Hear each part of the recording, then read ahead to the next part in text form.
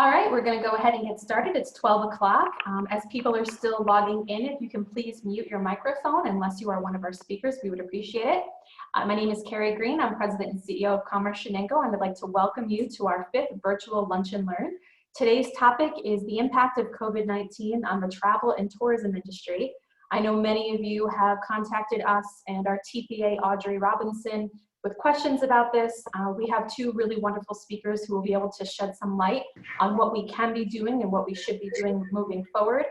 We've also allowed some time at the end so that we can have questions and more of an open discussion about this. If you have any questions throughout the presentation, please use the chat window and I will see that. We'll help moderate that from this end. So if you have questions, please do that. Again, please do mute your microphone unless you are one of our speakers. I'll try to do that for you as people log in. Just a note, we are recording today's presentation and we'll make this available through our social media page and web YouTube page afterwards. So real quick, just as I noted, please make sure your microphone is muted so we can avoid the background noise, using the chat function for questions. If there's any questions that you have once the presentation is over with or that you didn't get a chance to ask today, you can always email us at info@chenangony.org and we can get those questions to our speakers for you. Just want to make a special note that this is National Tourism and Travel Week. May 3rd through 9th is National Tourism and Travel Week, and it's an annual tradition from the U.S. travel community.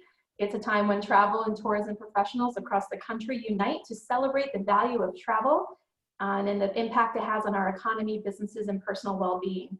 As we all know, the COVID-19 crisis has certainly made an impact, and that's why we're here today and having this discussion, but we thought it was worth noting that this is actually Tourism Travel Week. So thank you for joining us. Our speakers today, we have Bob Provost, NYSTIA President and CEO, and Josiah Brown, NYSTIA Vice Chair and President of New York's Best Experiences. They'll be working together to give you a presentation about the impact on travel and tourism. And we're going to go ahead and get started. We have quite a presentation lined up for you. First, we have President and CEO of NYSTIA, Bob Provost. Bob brings robust experience and success as a C-level executive with major media and tourism organizations and educator at 2 prestigious business schools in his role as president and CEO of NYSTIA. An acknowledged new business incubator and change agent, he thrives on helping people and organizations identify and achieve their goals. A lifelong learner and advocate for constructive change, Bob possesses substantial expertise in digital sales and marketing and is accomplished at applying integrated marketing solutions in the real world. What that all means is he knows what he's talking about, so pay attention. So I'm going to go ahead and hand it over to Bob. I'll try to follow along best I can with the slides, Bob, and thank you so much. Can you hear me? Yes, we can. Okay. Well, first of all, I'd like to meet the guy you just described. He sounds fascinating. I would like to begin, first of all, by addressing everybody on the conference, wishing you, your families, and your work colleagues well during these very challenging times. We're going to try not only to discuss what is the current state of affairs, but what are some of the potential pathways that will take us to the other side of this situation successfully. You know, if someone was to ask me what the New York State Tourism Industry Association is about, I would say we facilitate the success of our members. And because in doing so, we help New York State's tourism industry realize its potential and all the positive benefits that come from that. But really, the past 8 weeks have been about facilitating survival and making sure that we get to the other end of this coronavirus situation with the ability to rebound and, if anything, hopefully gain ground in a post-COVID-19 world. Thank you, Carrie, for mentioning National Travel and Tourism Week. I'm going to take a few minutes to talk about the tourism industry and reflecting on the events of the past 2 months, I'm gratified by the level of fortitude, professionalism and dedication that members of our tourism industry, including Audrey Robinson down there in Chenango, have demonstrated. By and large, they've responded to adversity with inspiration, innovation, and initiative. They've rallied to support local businesses by encouraging takeout and to spend now, shop later with gift cards and gift certificates. They've drawn attention to those local businesses and their need for community support at the local level when there are no tourists to sustain them. And in doing so, and also putting virtual experiences out there for travelers who can't come to town or come to your county to visit, to experience it and be reminded of what they're missing, they've also reached out to local residents and alleviated their sense of isolation and empowered them to make a difference. And we've heard just some incredibly positive things about how the members of the tourism industry, and I'm sure there are many of these examples in Chenango County, how they've responded to New York Pause by making, quite frankly, New York proud. So well done to all, and we'll begin talking about the subject matter of the presentation. You can go to that next line. I'm going to share some current statistics and projections, and then Josiah is going to discuss strategies and insights. And the whole goal here is how to navigate this journey to a post-COVID-19 world.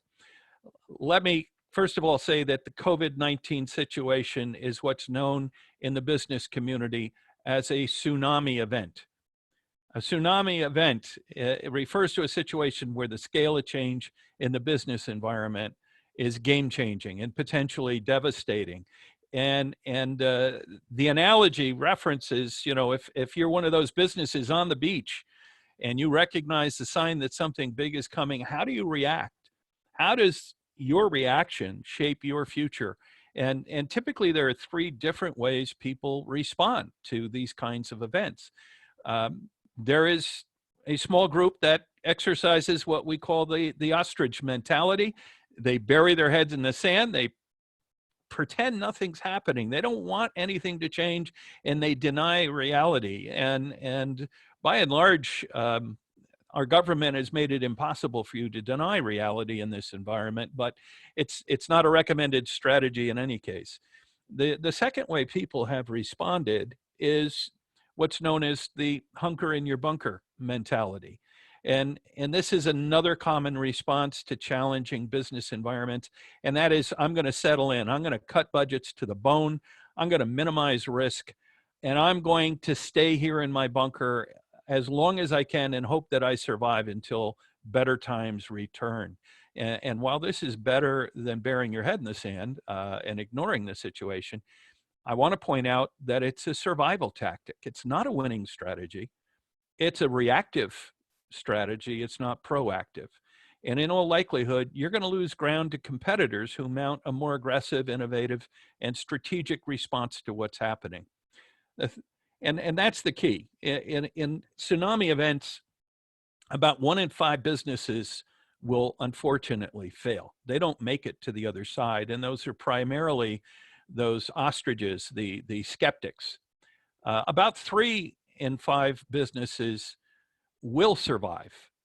They'll go through some very difficult times, but they'll be able to pursue business as usual. And those are the hunker in your bunker mentality, folks. But those who choose to ride the wave of change, they're the 1 in 5 who gain market share, who reinvent themselves, realign their businesses with what has changed in their ability to serve the needs of their customers.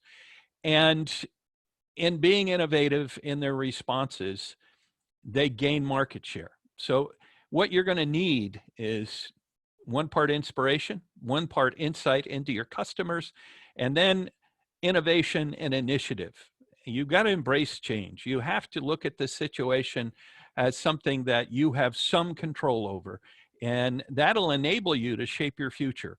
If you don't be proactive in this manner, however, you're simply letting the future shape you. Can we move to the next slide? I'm going to engage in a little more preaching if you'll let me get on my bully pulpit for a minute, because there are so few people who really understand what tourism does for us.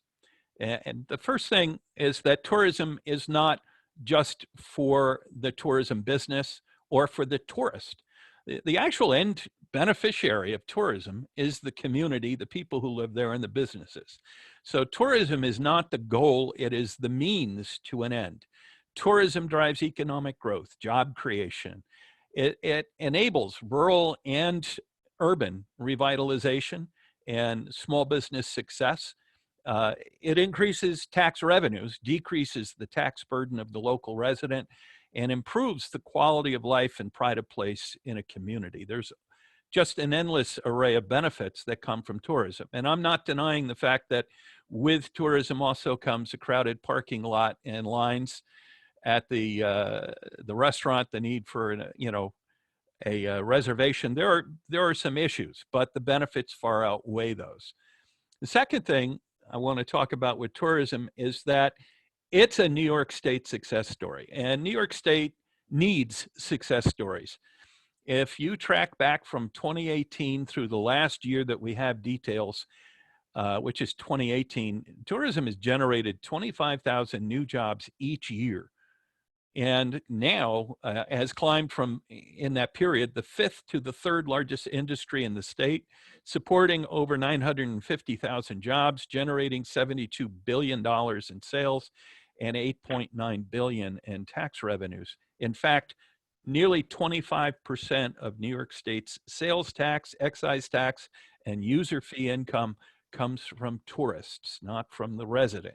And this is the information that we and our members have tried to take to the New York State legislature and to our county governments time and time again to get them to understand that tourism isn't just about having fun. It's a true economic engine and vital to the livelihood of our communities across the state. Unfortunately, the coronavirus situation is proving our point for us, because those revenues have disappeared. And we're going to talk a little bit about that. Our final point with regard to tourism is the local support and the state support that goes to fund tourism is nominal in one sense compared to the benefit derived in the community. The entire budget for I Love New York, for instance, is about $2.5 million. And the return on the investment, if you want to look at it that way, is $71 billion in spending and $9 billion in revenue. But the essential thing to look at is when it comes time to look at a budget and say, where can we cut something? It's very easy to say, oh, we can cut tourism funding because, that's not an essential need. The reality is when you cut tourism spending, in all likelihood, you're going to be cutting your revenues more than you're cutting your spending, because it's those revenues that go into the marketing that bring people to the community and drive tax revenues. Very few people really understand that process. But as business people, I presume you all understand, if you stop paying attention to your website, you stop promoting, you stop communicating with your customers and prospective customers, your business is going to decline.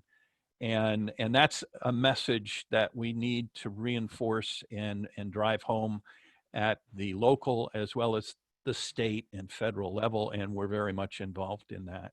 So here's the picture of what tourism has meant to New York and where we are at the beginning of this year. And now let's take a look at where things are going. What's the value of an overnight guest? There is a tourism impact model that looks at enormous databases of information and predicts the average expenditures driven by having an overnight guest. And the numbers are pretty consistent. For every $100 someone spends on lodging, whether they're in a hotel, motel, campground, whatever, but for every $100 they spend there, they are going to be spending another $240 outside of what they spend in lodging for a total of 340. It's actually closer to 345 because they have to eat somewhere or they have to buy food. They will spend money in retail. They pay for admission to local attractions. They buy licenses. They hire guides. They spend additional money. And, when, for instance, we did our Brand USA campaign last year, we were successful in driving the booking of over 26,000 room nights in New York State hotels, working with our partners across the state. And that generated $3.6 million in spending on lodging. But it generated in the end $12.5 million in spending, including in that figure $1.5 million in tax revenue that was collected by state and local municipalities. I see somebody adding something in chat, and that's about your new occupancy tax revenue. So we can come back to that, or does anybody have a specific question? If you want me to address that, Bob, I can real quick. So yeah, the Chenango County Board of Supervisors, please, did approve the occupancy tax earlier in March. And so Commerce Chenango serves as the tourism agent for the county. The county appoints us that each year. And so we've been working really closely with the Planning and Economic Development Committee on how those funds are going to be used. We did start talking about a proposal before everything happened with COVID, but that has not been clearly defined yet. We are working closely with Lawrence Wilcox, the chairman of the board, and with the committee and with the treasury. So we don't have exact answers yet about how that's going to be used, but it's our understanding that a good portion of that is going to go directly into tourism marketing dollars.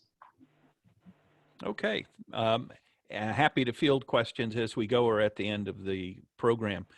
And I was familiar with your introducing a new tax because Audrey and I spoke several times, and I think we were able to provide her with some background information at the time. In any case, given the fact that that overnight guest means that much in spending, it's sobering to realize that in the month of April, 8 out of 10 hotel rooms or other types of lodging were unoccupied. A year ago, 7 out of 10 were occupied. And so this is a tremendous diminishment in the occupancy of overnight guests across the country. That number continues to be in that range of 8 out of 10 unoccupied. The next piece of information comes up is that for the 2 out of 10 rooms that were occupied, the room rate declined 40%.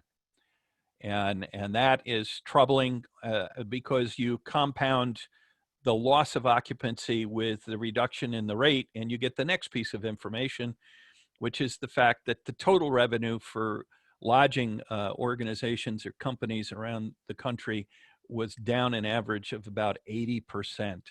And yes, that's terrible for the hotel. It's terrible for the bed and breakfast, the inn, the campground. But a lot of people don't realize that that's also terrible for the state. It's terrible for the county or city that these destination lodging accommodations are located in, and for the people who reside in that community, because when the revenue goes down 80%, so do the tax revenues that benefit them.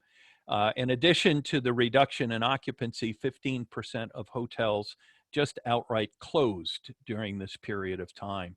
And, that's telling in terms of understanding just how much of an impact, what kind of a tsunami event this has been.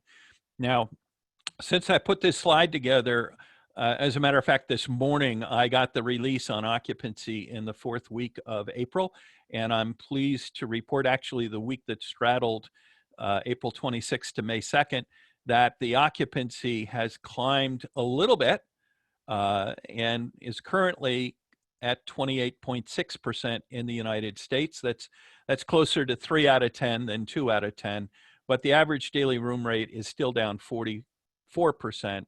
and the ultimate revenue is still down about 75%. So in any case, as we note, this is not just costing these businesses money, but their misery is our misery, and very few people understand how integrated and interwoven the success of a tourism business is in the success of a community. We can go to the next slide. And here we're tracking, and this is a national profile, the decline in spending. March 7th, there was $19.8 billion spent on travel in the United States. And that number was, already beginning to drop year over year. But if you look at the week ending April 25th on the far right, it's at 2.3 billion. So you've gone from essentially about 20 billion to about $2 billion in an 8-week period. It's just an incredible, epic decline. Travel losses far exceed any other sector of the economy. Spending and revenue, but you can call it either one, is down 89%. Could you hit backspace for me? Is down 89% as of the week ending April 25th. It was down 80% or more for the month overall.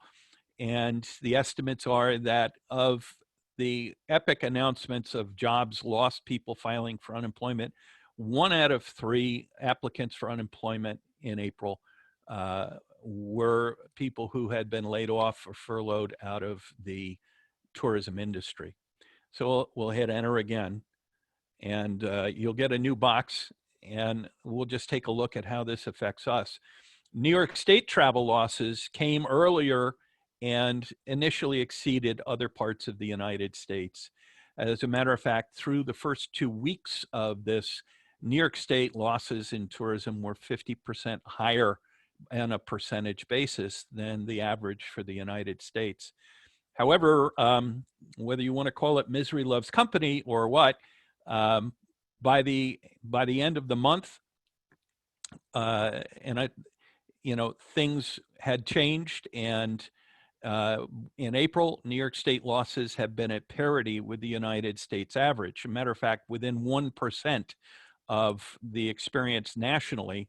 And during that period of time, 5 states actually exceeded New York State's loss: California, Pennsylvania, Florida, Washington, D.C., and Hawaii are all over 90% down year to year in their travel economies.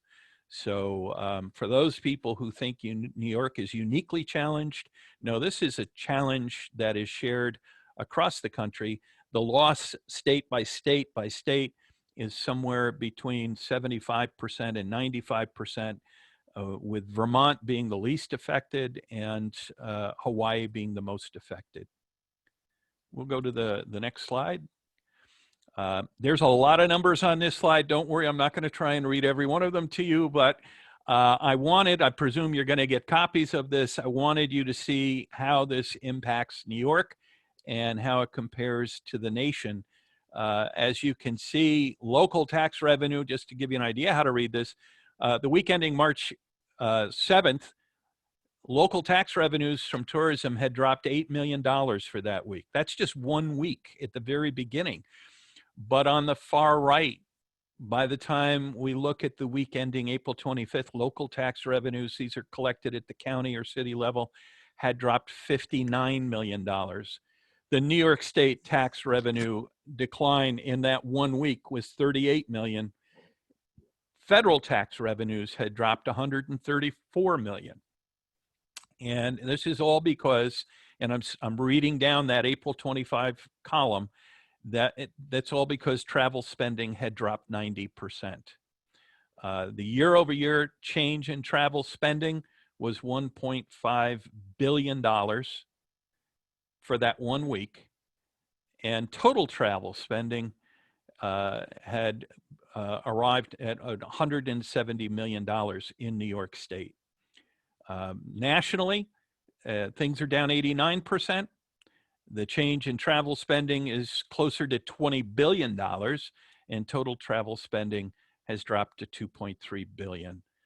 Again, 2.3 billion sounds like a whole lot of money, but that is down 90% for New York, or for the United States tourism industry. We'll go to the next slide. So how are we looking at this event? I mentioned the tsunami of change, or the tsunami event, at the beginning of my discussion. And I'll just point out, if you flip this chart and you draw a line connecting all the bars, it's a wave. But this is the picture that's predicted for the rest of the year. And you can see it doesn't get back to even with last year. By the end of the year, we're still being predicted to be 35% behind the previous year in total travel spending in the United States. I want to point out, however, that these are national statistics, and they are driven by the impact of this situation on major metropolitan centers, major events, places like New York City, Washington, D.C., Orlando, and so on. The reality is that recovery will come first and fastest in the drive and local market, and it'll come first and fastest outside of densely populated urban communities. Chenango County is well poised from the basis of your location and the reasons that people visit to not only be part of the early recovery and improve on this picture, but you're also uniquely positioned to attract new first-time visitors who are looking for something different, safer, and more appealing in the midst of a coronavirus type situation. We'll go to the next slide. And the ability to change the future, shape the future, has been already illustrated at the national level. There have been a series of strategies outlined at the national level by the U.S. Travel Association, and we're a member and active participant in this planning to take that baseline decline for the year and mitigate it. How can we change things? And the plans that have been developed so far could add as much as $147 billion to the gross domestic product and 1.3 million jobs more back into the economy. So, excuse me. We'll go to the next slide. I'm going to be very quick on these slides. I just wanted to give you these pictures that show you the different sectors of the tourism economy and how they're impacted in terms of spending. You've got air and other transportation, lodging, recreation and amusements, retail spending, food services, all of which have direct impact. And then you go to the total impact column, which, for those of you who are familiar with economic modeling, when that money is spent in the travel industry, that's jobs that are created, people with income who then go on out and they spend their money, and you have a total impact, including indirect spending, in that right-hand column. We'll go to the next slide. And this slide talks to the number of jobs lost in each category. And this is only for the month of April. If you notice, jobs, thousands in April. The direct industry impact here, and there's no projection to outside the industry, but we're talking about 8 million jobs. And we'll go to the final slide of my part of the slide-driven presentation. I'm going to be coming back later on when Josiah reintroduces me, but the lost income for state and local and federal government is going to be enormous. Previous slides were in millions. This is in billions. And the impact is going to be profound across the country. New York in particular, because we have such a strong tourism industry, is going to have to endure some major hits in terms of tax revenues to our governments. So I'll hand things off to Josiah. Oh, excuse me. I do have a few more slides. I want to get into travel sentiment. And this is a study just out of the market, April 28th, 2020. This is information from a couple of different industry sources. I'm going to be sharing some links with Carrie and Audrey that will also give you some New York State specific research that was done by one of our members, ABC Creative. But we'll go to the next slide. What's the impact right now? 82% of consumers have implemented some form of change in their travel planning. 50% have just said, you know, I canceled that trip. Others have reduced travel plans. The third category of those who changed destinations, I'm going to pick some place I can drive to rather than one that I have to fly to. 11% have changed their trips from international to domestic. Conventional wisdom is that the drive market is going to be the supreme in the immediate 12 months following this situation. People are going to be very reluctant to fly, and they're going to be very reluctant to travel out of the country. The next slide. Why are these changes occurring? Well, there is the fear of infection, and you know, that's affecting people, but you're also looking at this point, 30 million people who are on unemployment, and they're concerned not just about the economy, but about their own household economy.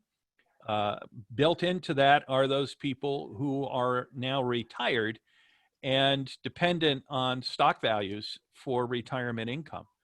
They may be living off a 401k investment or something along those lines as opposed to a pension. And the values of those investments have declined between 20 and 30%. So it has a very direct impact even on those who are not in the workforce, but relying on investment income for their retirement. And finally, there's concern about transportation costs. What are the things that people want to hear in order for them to feel safe? You know, offering advice, you know, from the federal or government or CDC. They want to hear the government come out and say, it's safe, go ahead. They want to hear that whether it comes from the federal government or the state government, the state health department. Anytime.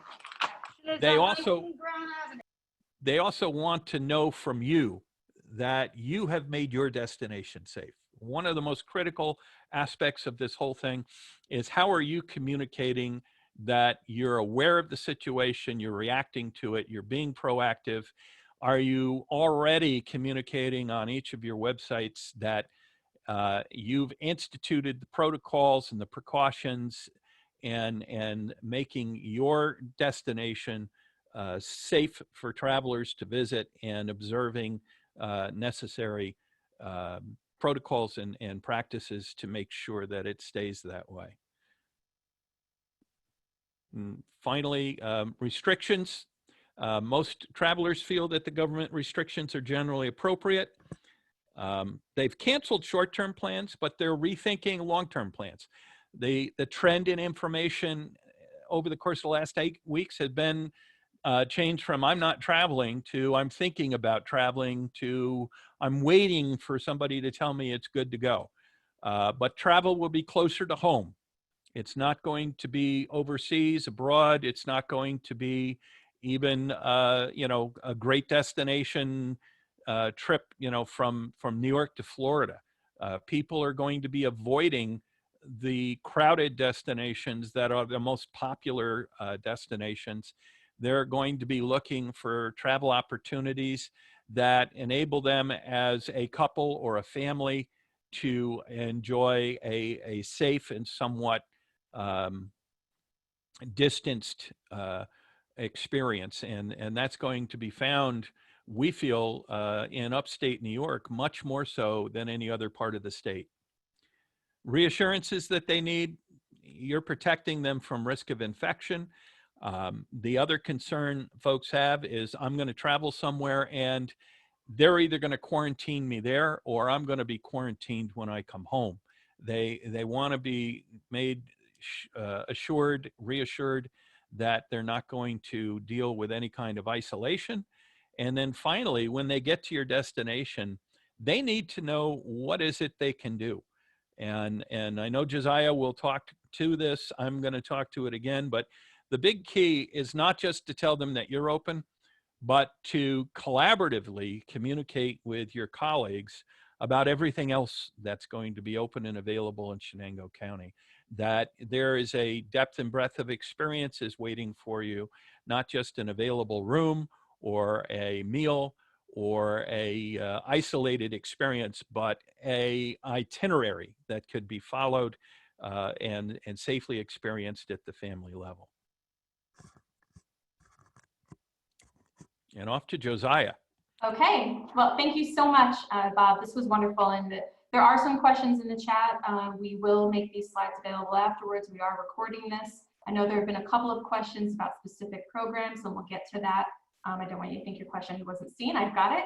I want to just take a moment to introduce Josiah Brown. He is the Vice Chair of NYSTIA and President of New York's Best Experiences.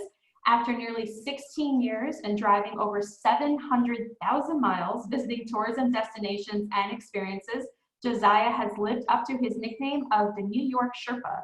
As the founder of New York's Best Experiences Mobile Visitor Center program, he's never left his foundations of consumer-first marketing strategies. Speaking to 10,000 travelers personally per year has strongly shaped the presentations and talks that he does throughout the year in the tourism industry. And just to note, if you want to see what Josiah is up to, you can follow him on the website, newyorksherpa.com, or on Instagram at New York Sherpa. And Josiah, I'll hand it off to you.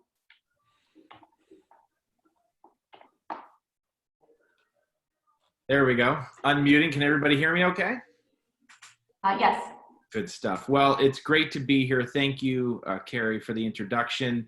I have spent many of those 700,000 miles in Chenango County. I think it was around 2006, 2007. I did a lot of work out there with Audrey and on a few video projects we were working on, and saw a lot of the countryside. And I can drive from Bainbridge to Norwich, the back route there, and I think it's either 33 or 35, practically with my eyes closed now. So I know the area well, and what I want to do is really, I do seminars on tourism branding and marketing, and seminars on how to win first-time visitors. And when this opportunity came up to speak, I really said, well, I want to cover some of the essences of those two things that I speak on frequently to the industry all over the country. I want to speak on those a little bit because it will be so important right now as we forge toward what we're calling tourism's new normal. So you can go to the next slide if you'd like. We run a campaign called New York's Best Experiences, which the mission is to bring first-time visitors to New York, because I feel like as soon as you're 2 feet out of New York State and you say New York, a lot of people say, oh, New York, I love New York City at Christmas time or something like that.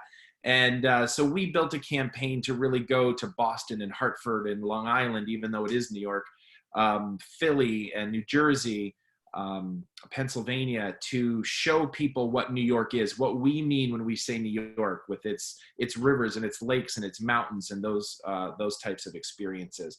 But I just want to highlight that what we always lead with is, what kind of traveler are you? And what I want to do is I want to start at about 30,000 feet and then slowly come down to a very granular level of today. And you can go to the next slide, that we always want to talk about them. It is no more real than right now that our marketing, our communications always needs to be about the customer, not about ourselves, but about what we are able to do for our customers. So our communication, our messaging, our marketing should always be about our customer. If you go to the next slide, who feels this right now on social media? And I also, I watch very little network television, but I've turned on network TV a little bit more recently, and I'm just, I'm so touched how all the car companies are so caring about me right now. It feels like every car company is so concerned about how I'm feeling right now. But and that's good. What their marketing and departments are trying to do is try to find any way to empathize and to touch us. But there is just a lot of tendency to just talk at people on social media, talk at people with marketing, and we want to talk with people. We want to make it about them.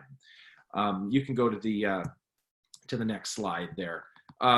So I want to just talk again very briefly. I do a whole seminar on this, but I want to talk very briefly just about brand and marketing and what I mean when I say each of those, because there is a big misnomer in the industry that I work in on what a brand is and what is marketing. And I could talk for an hour about this. I won't, but I want you to think about it this way. A brand is not a logo. That is one of the great misnomers in small businesses. Your brand is not a logo. It's not even the consistent use of your logo colors and font. A brand is best described as the emotional reaction that a consumer has to your product, your service, or idea.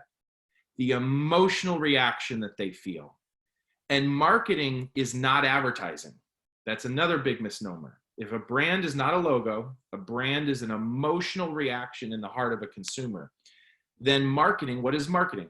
Marketing is the entire way, the entire ecosystem that you are using to evoke that reaction in the heart of the consumer.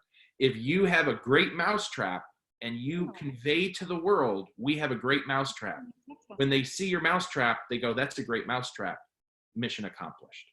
So that's a very 30,000 foot view to say a brand is an emotional reaction, and the marketing is the entire ecosystem by which we create the desired emotional reaction for our consumers. If you can head to the next slide, just a very simple, for instance, this normally I would ask my audiences, what is this? And people would say, well, that's Nike. Oh, well, and then they'd say, that's a swoosh. And I say, well, what in the world is a swoosh?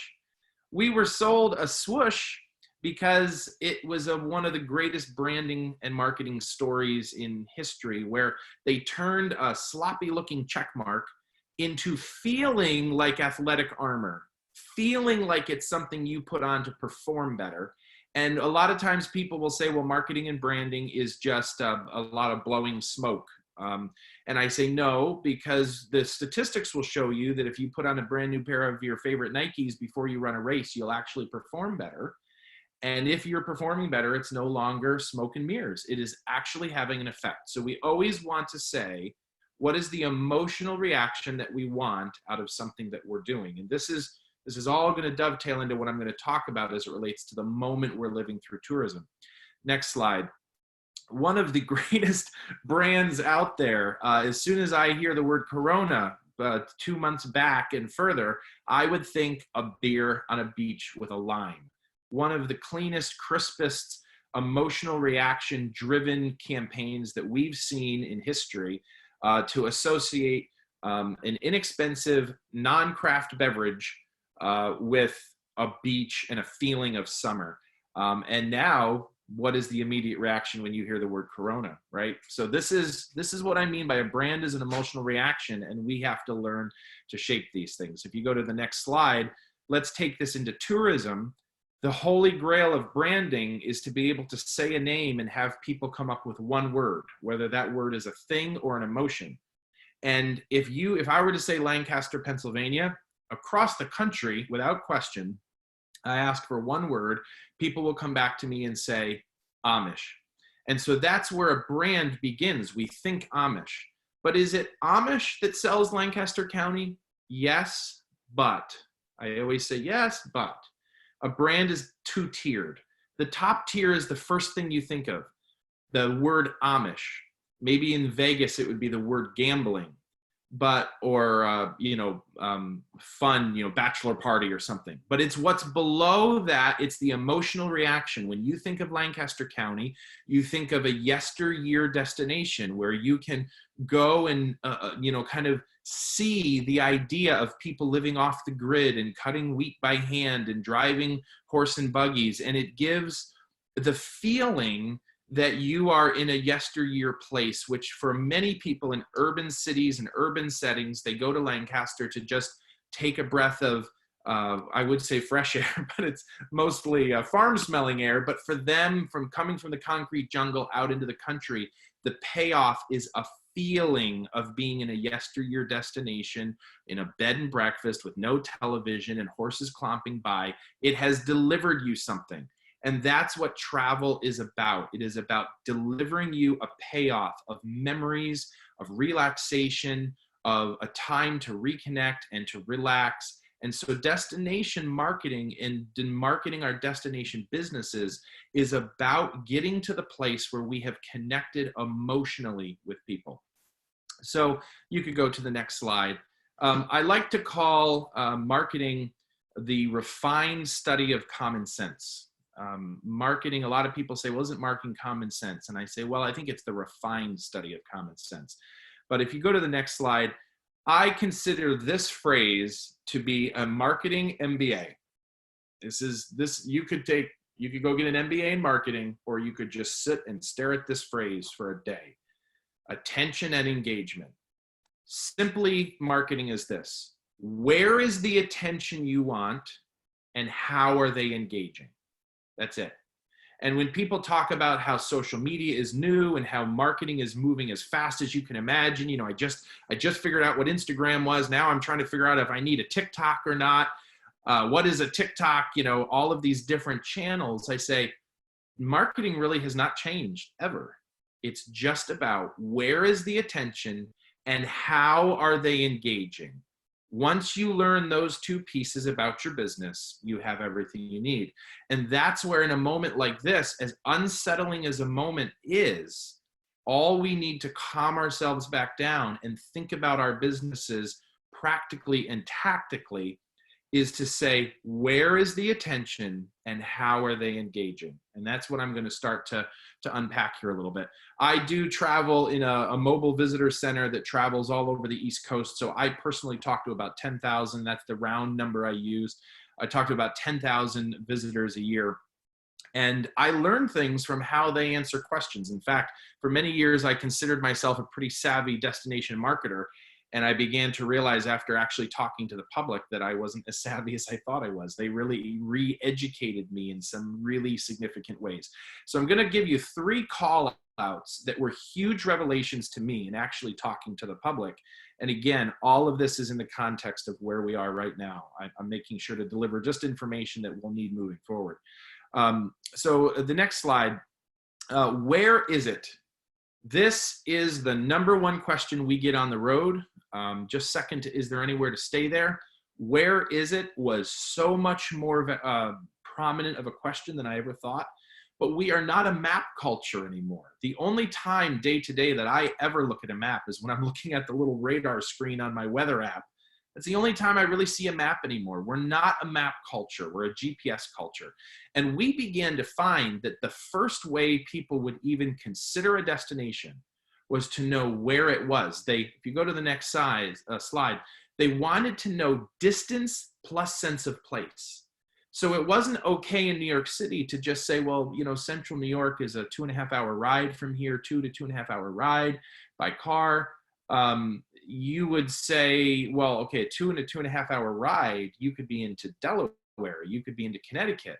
So we would have to start using distance plus sense of place. If you go northwest out of New York City, straight up Route 87, and then begin to fade west up into the central core of New York, or if you were talking about the Hudson Valley or the Finger Lakes, and we're in Philly and we talk about the Finger Lakes a lot, there's a lot of wine regions 3 hours from Philly. So we would have to say north as you cross the Pennsylvania border into New York begins the Finger Lakes region of New York. Distance plus sense of place.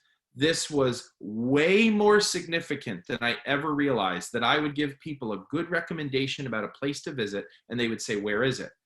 Then once this stuck to me, I started looking at all the collateral, the travel guides, the brochures, and oftentimes I'd say 80% of the time on a brochure or a travel guide, you never get a nod of where it is.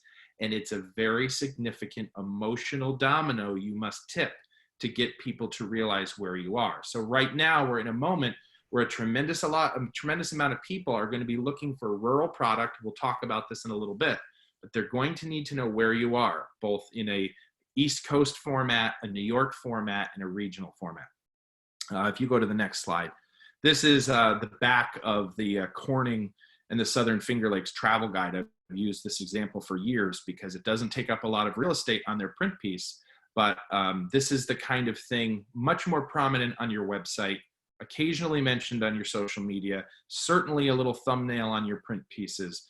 If you begin to communicate to people, even in digital marketing, it's not the worst thing to have a little New York State with a star on it. Where you are was much more important than I thought. If you go to the next slide, I live in the world of regions, so I know that these are the tourism regions of New York State, and I got very comfortable with these. These are the regions that have been marketed by I Love New York since the mid-'80s. And when I got on the road, if you go to the next slide, I realized I could have brought this map with me and it would have made just as much sense to people. They do not know where regions are. They don't really think in terms of regions. They think in terms of geological assets, in terms of cities, in terms of highways. These regions, we have tourism regions in New York, and then we have economic development regions in New York.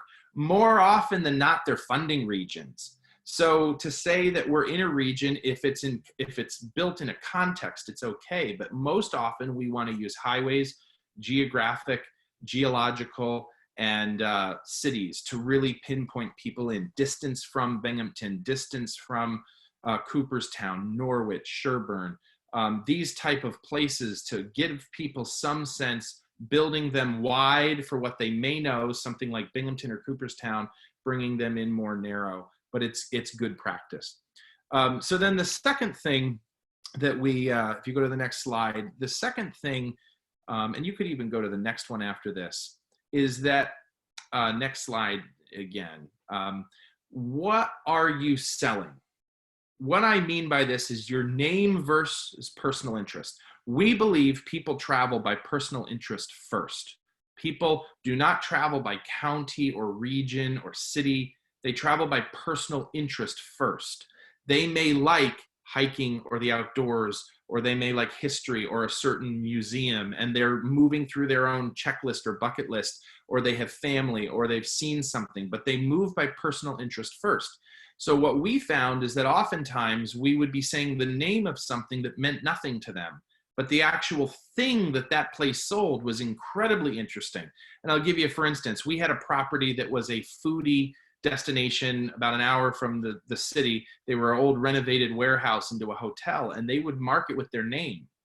And we did not have a lot of traction marketing for them until we changed it to Foodie Escape and then put their name on the bottom of their marketing, and it blew up. It was unbelievably successful. As soon as we called them a Foodie Escape, it was unbelievably successful, virtually no traction just using their name. So we want to think about, are we using our name or are we using what we're selling? If you go to the next slide, when we're on the road, these are the number one interests that we find people asking about: hiking, paddling, farm to table, outdoor spaces, downtown, wine, spirits, beer, the craft beverage industry. These are the number one questions that people are asking. So if you have an outdoor experience near a craft beverage, near a downtown, those are more ready and fast emotional drivers to use those things. So then I want to go to the third, next slide, which I've titled, I have number two slides apparently. This should be number 3. Why are you famous? And we're going to kind of go through this one. There's several slides, but I'm going to move through them quickly here. If you go to the next slide, the narrower your focus, the broader your appeal. This is a very strong statement to help you understand the power of brand, the power of famous. The narrower your focus, the broader your appeal. So what that means is, if you are Music Magazine, you're not as effective in reaching people as Guitar Magazine, and you're not as effective as Guitar Magazine than Taylor Guitar Magazine. So if you're a Taylor guitar owner, you have to have Taylor Guitar Magazine as opposed to Guitar Magazine or Music Magazine. The narrower your focus, the broader your appeal. Next slide. Something for everyone is terrible marketing. It's something that we often push our marketing people into doing. We force counties and regions and all kinds of different people in our industry. We push them and push them and push them and say, you're not mentioning everyone. You're always just talking about the big things. We have something for everyone. Something for everyone is really nothing special for me. What we want to be saying to people is, this is who we are. And that siren calls to exactly who we should be talking to. And I'll give you, for instance, imagine looking at some ads in a magazine. If you go to this one, if you go to next slide, this is an ad for a campground, right? We'll pick on camping for a minute. Seems like a good ad to say what we are and what we have to offer, but now go to the next one, the next one, the next one, and finally the next one. This is what it looks like in a publication. It's not helpful anymore once I see this. What we know is people travel by personal interest first. So let's try to go to the next slide. How about one that looks like this, and the next one, and the next one, and the next one, and the next one? How about seeing that in a publication is far more helpful. So the narrower your focus, the broader your appeal. So those are some top line concepts of branding for tourism and winning first-time visitors. So let's come down to the granular level. If you go to the next slide, and I think you can go to the next slide yet. Tourism forward. What we're going to be experiencing over the next couple of weeks and months is a very dynamic day-to-day, literally governor press conference to governor press conference reality. And here is the best we know as of today. Here's the best that we can say forward, is that yes, we do believe drive market is going to be very strong. We do believe that this is going to be tiered, so that it might be that your own county becomes the first place people are allowed to travel, inter-county travel. And whether a museum or an attraction or an outdoor space or a park will not be as interesting in county normally, right now with the amount of pent-up demand and pent-up desire to travel, it is a moment for the museum and the attraction and the park and the thing that you offer that you've not really thought about for the locals to be now known for the locals. And so I'm going to return to that when I talk about social media in a second. The second thing is we do expect many of these, as of right now, we do expect many of these opportunities to be fully open by winter. Now, normally winter is a time that we start to go to sleep. That as an industry, unless you have really strong winter assets, a lot of tourism regions pull back in the winter or just focus on their skiing or their snowmobiling. We might be in a place, and I say might, be in a place that by winter, we are fully open again. If we don't go through a second or third wave, it may be that by December, January, February, we are in full open again. And we'll have to think about, if our attraction is closed in the winter, how can we then be open? If we are an outdoor venue, hey, having a bonfire with s'mores and a little band playing on a 35-degree sunny day might be amazing once we're allowed to travel again. Normally, when we think of 10 miles away and there's a bonfire with s'mores and music, but now winter may be the time that we have to pivot and reimagine quickly to capture what we can do during the winter. If you're normally closed in the winter, start talking about this now. If your museum is normally closed in the winter, start talking about this now. The next one I want to talk about is digital. I always say this, not just today, I always say we have to sell in the age that we live in. And what I mean by that is that oftentimes people come into modern apps and modern approaches and they try to sell them in a historic view instead of the age we live in. Social media is meant to be social. So I'm on Instagram all the time. I often find that destinations basically once a week post ads on Instagram. That's not how we use social media. We want to look at attention and engagement. If lots of people are on Facebook and Instagram, then we need to look at how they're engaging. We need to actually be social. We don't use these as just another way to advertise. We use them as a way to communicate, to show the behind the scenes, to show who we are. If you're not fully immersed in Facebook and Instagram, now is the greatest moment in history to get on that train and begin showing behind the scenes, talking to people, engaging with people, answering questions, posting something small daily.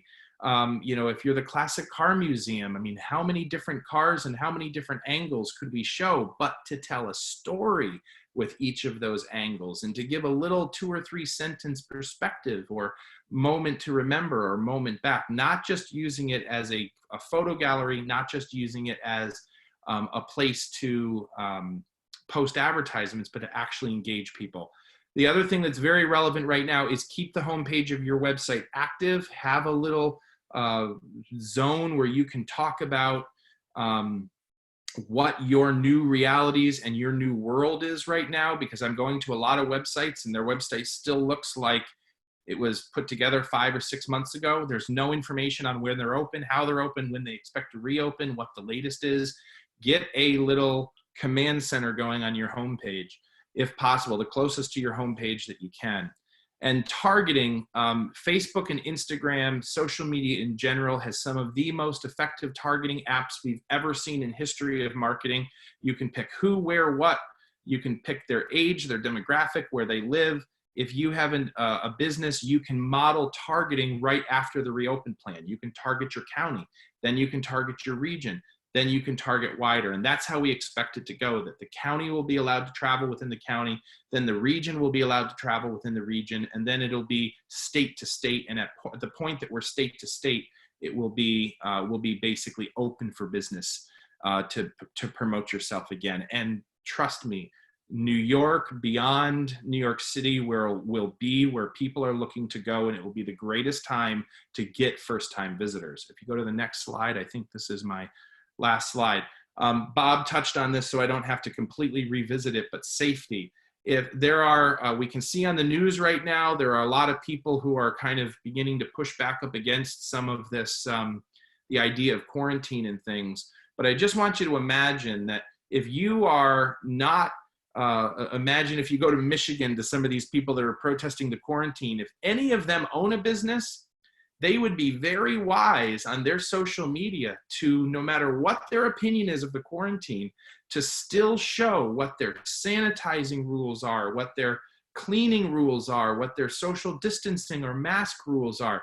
If I look at my favorite taco joint or my favorite restaurant, and on their social media, they show me what their brand new cleaning and sanitizing protocol, and how they've moved all the tables away from each other so that when they're allowed to have 25% capacity and 50% capacity, you're actually not sitting near people. The visual identity of safety will become incredibly important.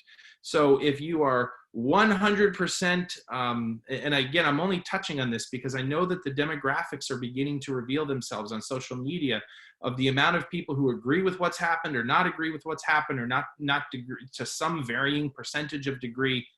Regardless of where you are, show the public what your plan for safety is, because the public wants to feel safe with seeing that businesses are responding to this moment.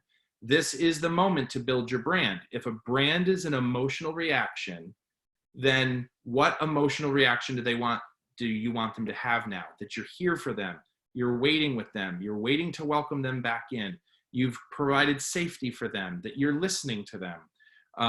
And just please get a different copywriter than all the car commercials are using right now, because I think they're using the same people. So, and then I'm going to hand it back over to Bob. But the last thing I want to say is, because Bob's going to talk about reinvent a little, and I touched on that a little bit as it related to no matter what you do, now you could host a bonfire, or you could host a story hour, you could host just about anything in the next month once we're allowed to open again. You could host things that almost seem silly if they're just an opportunity for people to engage again. So you don't want to look beyond the obvious as a place for people to just come and see other humans again. And if you just go to the last slide, I just want to say one of the things I've said on most of these sessions is to just be kind to yourself. Whatever you are feeling, if you are feeling anxiety, if you're feeling fear, if you're feeling difficulty, you're a little lost, you seem to pivot so many times that you're back in the place you started, that's very normal. It's happening everywhere. Be kind to yourself right now. Give yourself permission to feel whatever you are feeling, because this is uncharted territory. More people are feeling what you're feeling than you think. And we will be better off for this season. We'll be better off for a time where we had to rethink our values, rethink what was important to us, see how closely linked we are as an economy, and the innovation and the people that just try to press forward and do new things, the innovation will pay off, and we will come out of this stronger and more grounded and more connected. But just whatever you're personally going through, there's millions more going through it, and we're going to get to the other side of this, and we'll be better for it. So be kind to yourself right now. So I'm gonna pitch it back over to Bob to talk about a couple of examples of reinventing. But I can be found on Instagram at New York Sherpa and on the newyorksherpa.com, and I'd be happy to answer questions when we're all done. Thank you.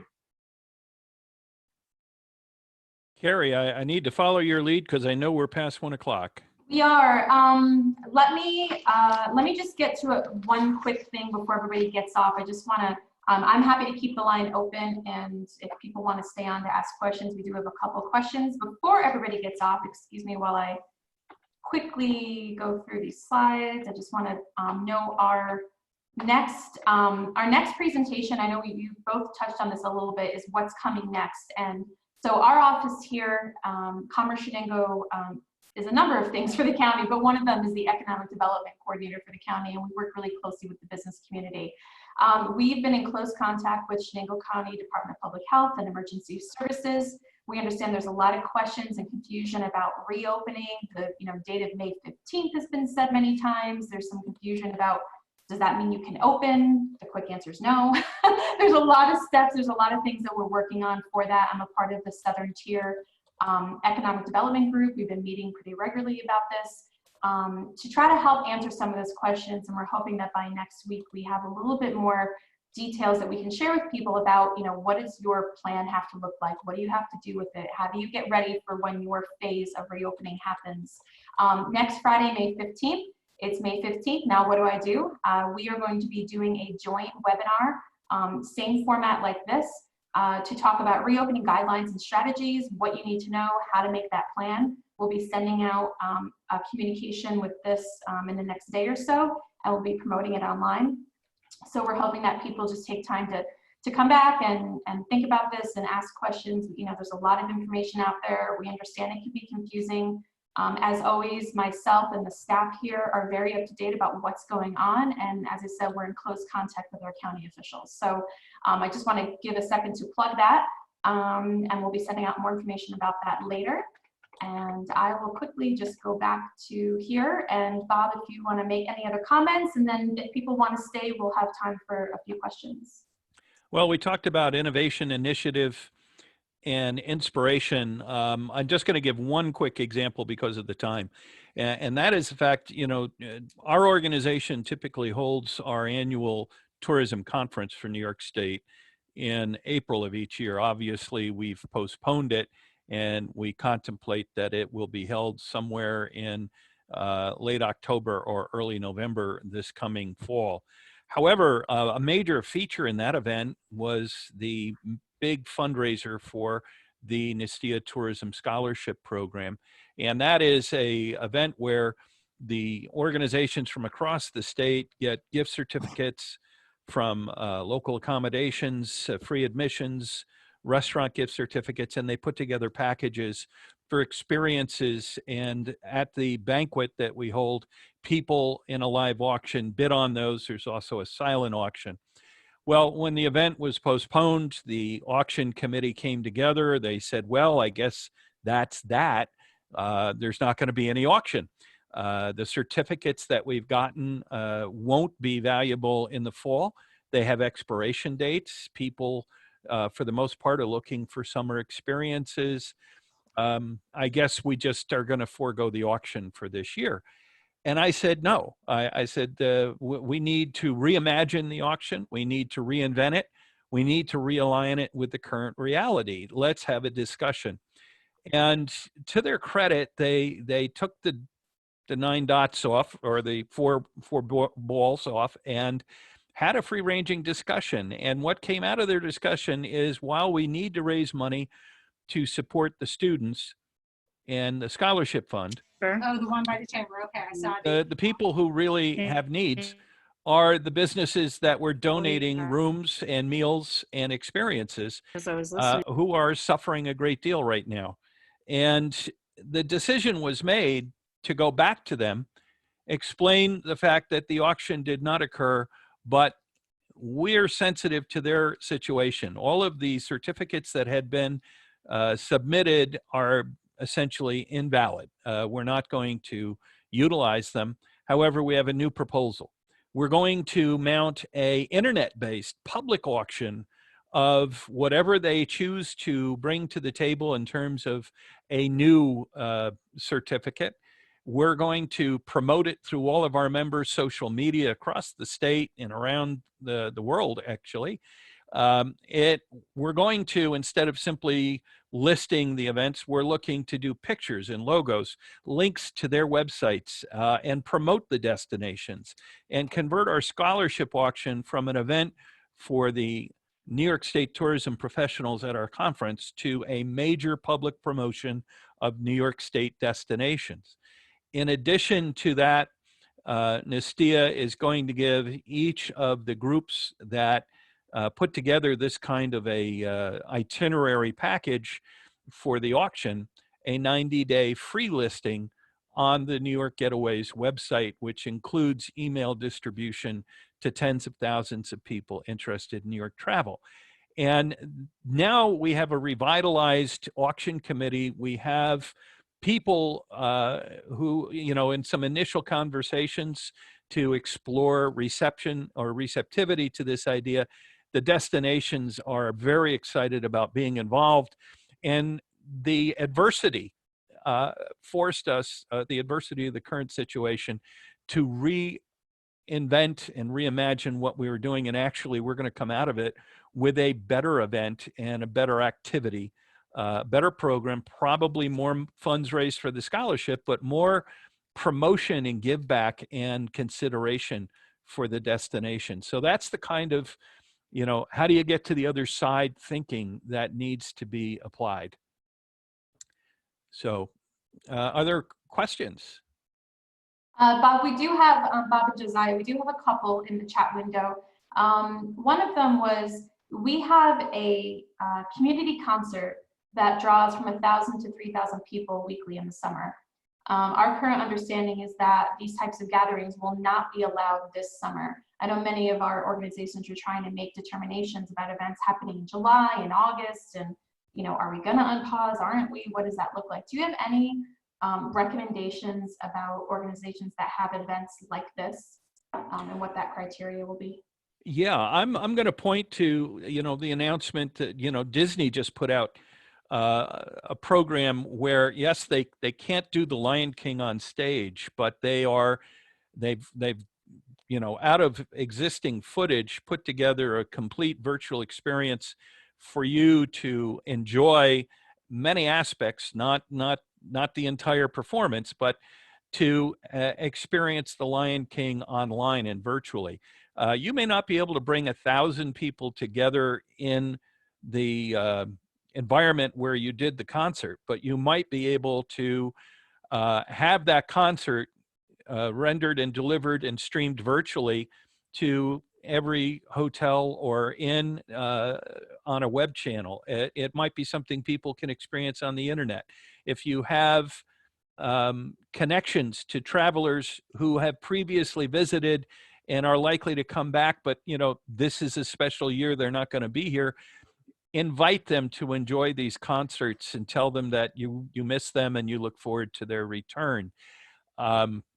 Do whatever you can to make these experiences things that people can share within a family unit, within their hotel room, with, you know, it may be something, if there are limited openings of the restaurants and bars with limited seating, that it's something that they can stream so that people can enjoy that experience without having to violate or create a situation that is a violation of the new rules.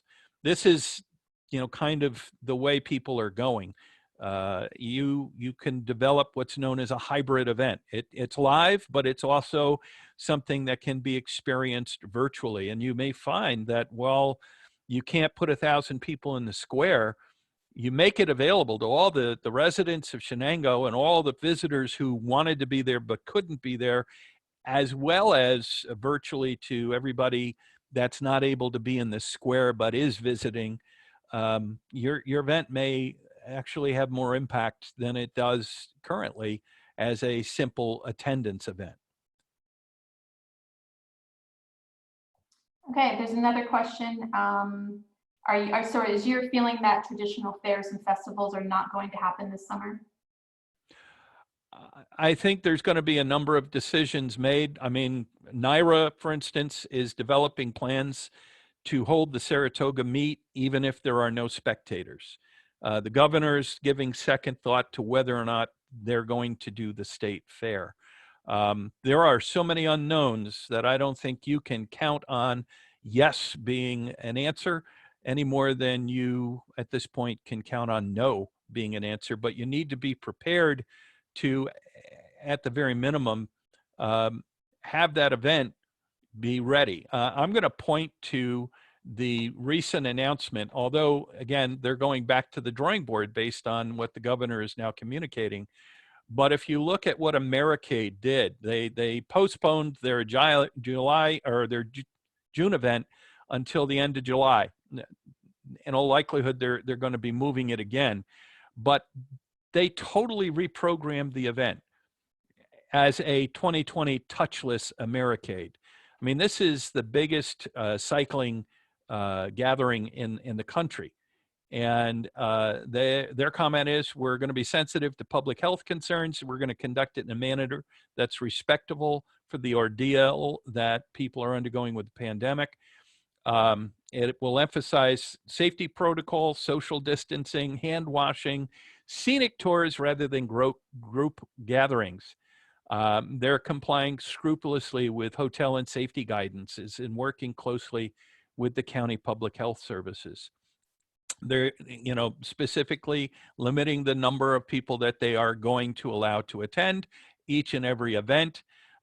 Some events that essentially rely on shoulder-to-shoulder crowds are not going to be held this year. They're encouraging people to register electronically, pay remotely, and do anything else they can in a virtual world before they actually physically participate. And they're de-emphasizing guided large group rides and facilitating unguided ones that people can experience in smaller groups and family units. For lunches during the rides, they're giving them a broad selection of restaurants rather than booking everybody into a single location. A lot of restaurants are looking at a summer where they're going to be packing picnic baskets and takeout rather than trying to, make their living solely off whatever limited capacity they might be allowed to put into their regular dining room. So everybody's making adjustments, and you need to be prepared to think creatively about how you can actually better serve the needs of your consumers without losing your customer. I think one more quick question, and I thank you to both of you for staying on and for everyone who stayed on, because we probably could talk about this all day, but we won't keep you all day. Something that's come up quite a bit with many of our people, and I know some of them are on the line right now, the lost revenue for some of these events. One that sticks to mind is, General Clinton Canoe Regatta happens in Bainbridge. It's a huge, huge event every year. The first time in probably 30 years. I don't know, it's been canceled because of this. I know that the Bainbridge Chamber works on that. They expressed to me, they make, at the end of the day, about $30,000 off of this event. It really helps fuel their activities for the year. And I know many of the events that we've talked about are in similar situations. And so having this virtual type event, there's going to be a loss of revenue, not only from not having the event, but for some of them who've already put down deposits and made some of those agreements, and they're not going to get that money back. Are there any discussions yet about, non-traditional revenue, how to return some of that? Are they supposed to just sort of hold out best they can and hope next year is better? Do you have any words of advice about that? I'll jump in, and Josiah, feel free to interrupt because I'm kind of monopolizing things. But again, go to the drawing board and say, what did these people give me sponsorship or reservation for? What can I deliver to them that might even represent added value through a reimagined, replatformed experience that is going to have to be different because of reality, but in many ways might even be improved or better.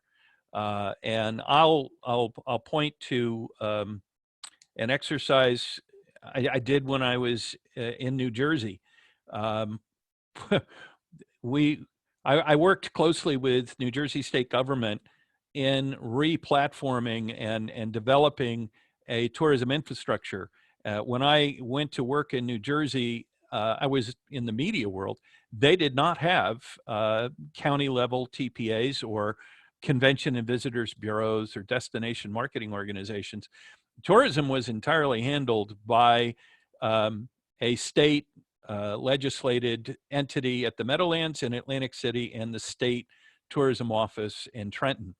And we convinced them to go after a program where tourism would be something that flourishes by design rather than default.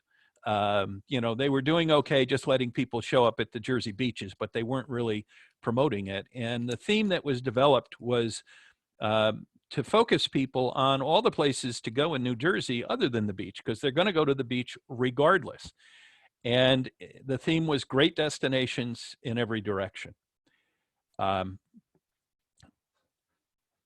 Thinking out of the box, and this is just an example of thinking out of the box.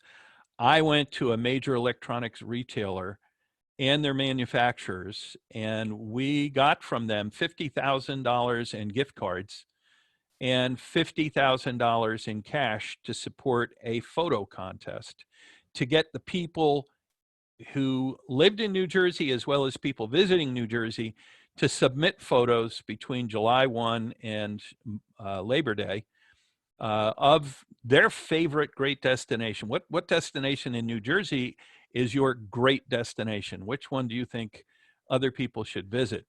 And we offered each week a grand prize in the form of the gift cards.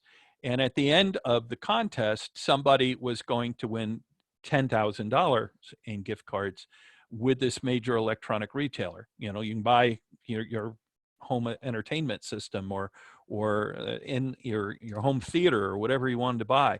In any case, we put together a website that, you know, nobody knew what the URL was on June 30th, but we launched the website on July 1st. And the contest said, not only do we give out prizes every week, but we want to publish a book of New Jersey destinations at the other end of this contest.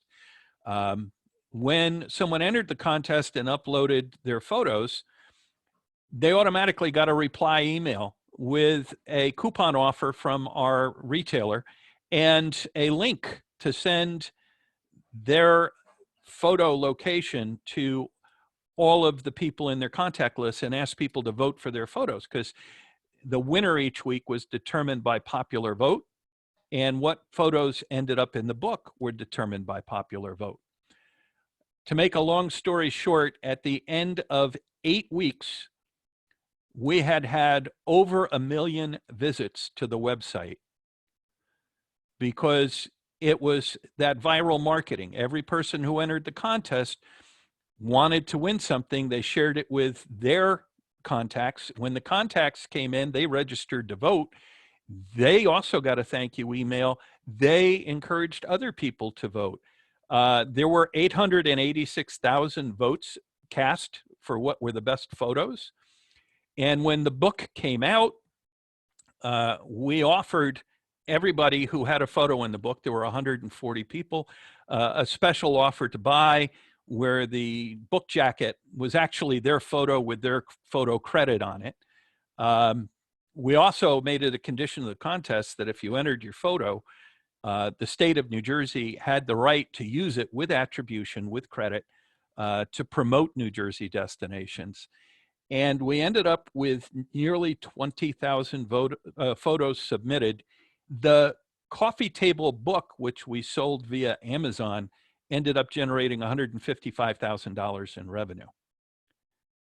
So between the support from the retailer and the sale of the book, less the cost of the book, we ended up with net revenues in excess of $150,000.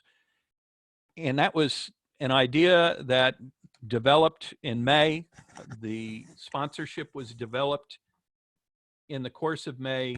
We built the infrastructure in June, and on July 1, it was alive, and on August 31st, it was over. But you get the idea. You just have to step back and say, what can we give these folks? I'm looking at our conference. What if our conference can't be held at the hotel with all of our members in attendance? I have about $50,000 in sponsors typically for our conference. Well, I can offer them so many articles on our website. I can offer them as the host of webinars. I can do their particular part of presentations in a virtual environment and stage the conference either in the same time period or over a series of, let's call them, First Friday tourism notes. But the bottom line is I can repackage and replatform my event, and in all likelihood, I can retain not only the income, but I can deliver the value to the people that have made their commitments. Okay. Thank you very much. I think those are some great ideas. We'll talk about it here too. I think this is probably, it's another opportunity down the road for us to have another open conversation with those directly affected by the loss of events this summer. So even into the fall. So thank you so much for all of your time. Thank you to those who have stayed on the call to listen and get some resources from you. Bob and Josiah, you both did a wonderful job. Just really quick, I know everybody's got to go. Fueling the front line, we're in our at the end of our third week. We have raised $7,680, and as of today, we will have fed 322 frontline workers over the last 3 weeks. It's an amazing, amazing program. We are so thankful to those who have donated, the businesses that have donated, the individuals who have donated. I think over 40 individual donors have given to this program. Next week is our last week of help fueling our frontline workers at UHS Chenango Memorial Hospital. We're going to be expanding our services. The donations have gone so well that we're going to be expanding to other kinds of facilities, EMS, emergency services, homes. It's going to be great. So just a couple quick photos. I know we've shared this from the last couple weeks. Shout out to all of our restaurants who have been unbelievably generous. Many of them donating their products, many of them giving us major discounts. They're going above and beyond by delivering on a certain schedule, having food wrapped a certain way. This program has just been fabulous, and we're so happy and feel privileged to be a part of it. And just another quick plug for our next Friday. I did have a couple questions about, Friday the 15th, could we possibly do this sooner? We did this intentionally on the 15th, knowing that by then we're hoping that we'll either know if the Southern Tier is in this unpause mode or not. I am happy to share information. I sent somebody my personal email address. We have a lot of resources here to help businesses start getting ready to make their plan. So if you're in the hospitality industry or just general retail or whatever your business is, please reach out. We have some resources here. I'll go ahead quick in the meeting. I'm going to drop my personal email address, and if you are looking for information about what you need to do when your turn is up to reopen, we're happy to help you, and we hope people can join us next Friday. So thank you to everybody for participating. Thank you to our speakers, and we hope everybody has a wonderful Mother's Day this weekend if you are a mom in whatever capacity. And thank you so much. We'll talk to you soon. Thank you. Good to see you. Thank you.